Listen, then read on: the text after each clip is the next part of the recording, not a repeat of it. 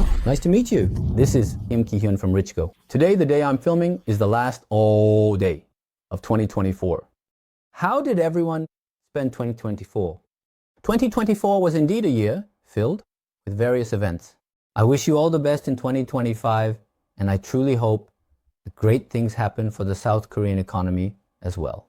Wishing you a lot of luck in the new year. Cheer, 25.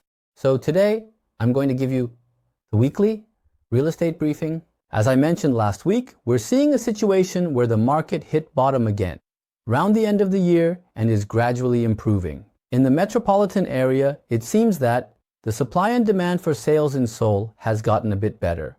I'll explain while looking at the data. So, as you can see here, both Daegu and Sejong are going down. In other words, rental supply and demand is currently not looking good. So, both Daegu and Sejong have dropped quite a bit. So, the rental supply and demand has dropped quite a bit, making the rental market look a bit unstable. In Daegu, the rental prices are also gradually dropping again. So, Daegu and Sejong are still maintaining the situation where their rental markets are among the worst in the country. So how about Ulsan and Cheongbuk? Are you all down now? The fact that it's gone down means that the rental payments have decreased. So here too, the Jeon's price has fallen a bit. As it has fallen down, and in Cheongbuk-do, the trading market has improved a bit as it has moved to the right, and in Ulsan, if you look at the trading market, it was pretty good on October 15th, but as of December 20th, the latest data for this date shows a slight downward trend. The rest of the regions are all the same, moving little by little. In the case of Seoul, if you look now, it hit bottom on December 8th and has been hitting bottom and rising for 2 consecutive weeks. It was the same last year and the year before. A similar trend is showing, and since new policies are coming out in 2025, supply and demand may improve overall. But after posting my last video, some people said I was changing my words. You shouldn't think that way. Let me explain using a chart. And as you all know, thumbnails have to be a bit provocative by nature. So, please don't just look at the thumbnail. I've seen some people comment based only on the thumbnail, but I encourage you to watch the entire video to understand what Kim Ki-won is saying. I have never changed my stance. Let me explain a bit. When it comes to stocks and real estate, do they go up like this and then drop like that? No. How does it move? When it goes up like this, right? It goes up like this. When it drops like this, right? Right? So, if we look at it broadly, there are ups and downs, but there's an overall trend. And within that, there are smaller waves. But in the weekly real estate briefing, they talk about these small trends and movements. So, what is the overall trend? It's bound to go down like this in the future. There could be some slight rebounds along the way. That's why in 2025, there might be a slight rebound in the market in the first half. This was same in 2022. In 2022, it was okay until around April or May. But after that, it started to collapse like this. And I'm saying that there's a high possibility it will collapse in the second half of 2025, not the first half. So, in the short term, things are getting a little better than now. But the important thing is the rental supply and demand, and the rental supply is continuously dropping right now. The supply isn't that insufficient. In Seoul, rental supply is continuously dropping. A surge in rental prices like that is impossible. It's dropping. So, in the case of Gyeonggi province, it went to the left, right? So, in Gyeonggi province, supply and demand is continuously dropping right now. It's still not getting better. It's not getting better, and in Gyeonggi province, the rental supply is showing a slight rebound right now. It's had a very slight rebound. So, Gyeonggi province, the buying and selling supply and demand has dropped even more. But in Seoul, there has been a slight rebound. And in the case of Incheon, it only went up. The rental supply was a bit better, but it's still on a downward trend.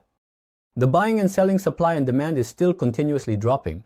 So, among the metropolitan areas, Seoul is the one that's showing a slight bit of warmth. There's a slight change in direction happening right now.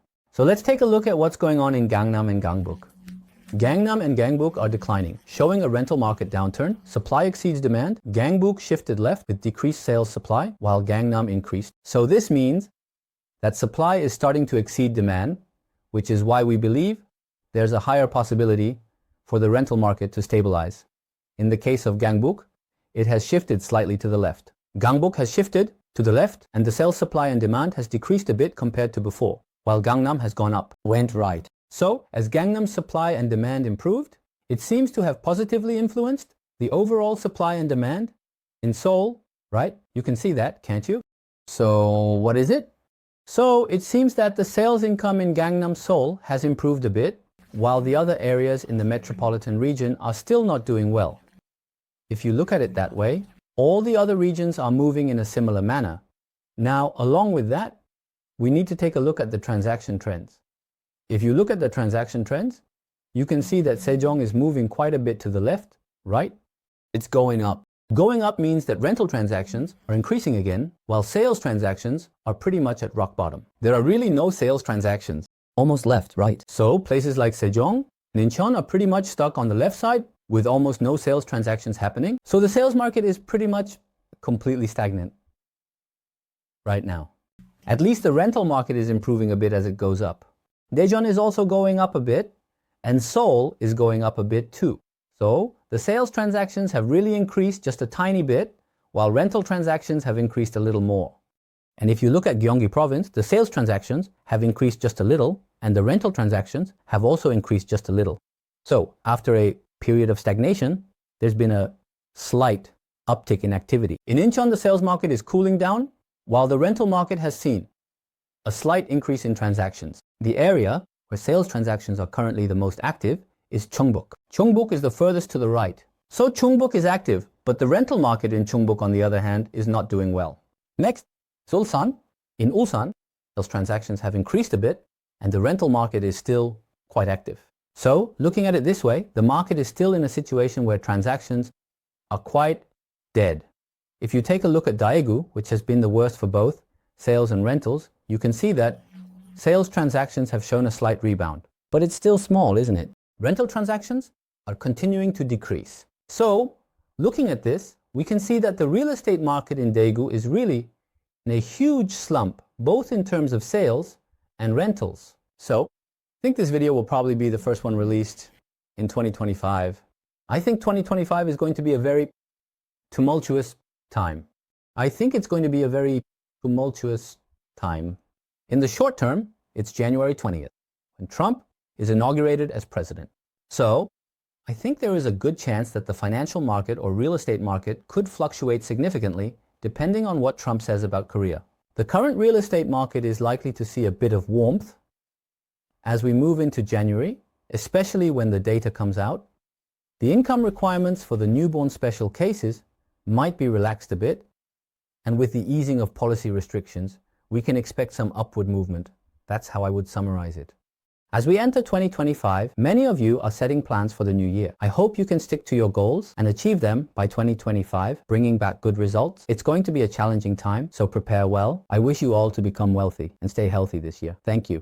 It's going to be a really dangerous and tumultuous time, so I encourage everyone to prepare well, become wealthy, and take good care of your health this year. I wish you all the best. Thank you.